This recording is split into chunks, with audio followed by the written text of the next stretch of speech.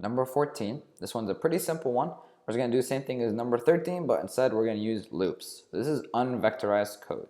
So if you remember, our output y should equal to a1 times just x to the 0, so x to the 0, plus a2 times x to the first, plus a cubed, or not a to a3 times x squared plus a to the fourth times x cubed plus a to the fifth times x to the fourth, right?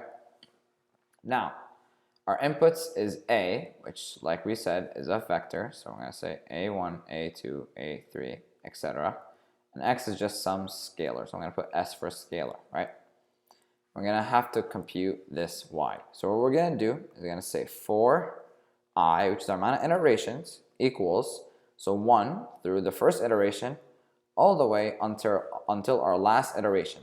Now, if we see the amount of iterations we have, it's the same number of a's that we have. So basically, our length of a is the same amount of times we're going to iterate through this. We're going to say 1 through length of a, which is our vector, right? And this is not an inbuilt function within the loop. We're just going to use this so we know how many times to iterate. Then we're going to say y is equal to y, which is our running sum here, plus a of I. We're going to index which a we want to use because a is a vector. We're going to say times p, which is our running product.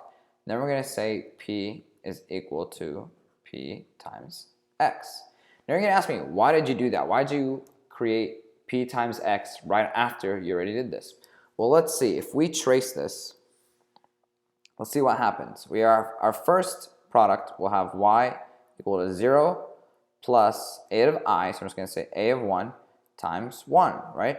And then we say p is equal to 1 times x. That's our first loop.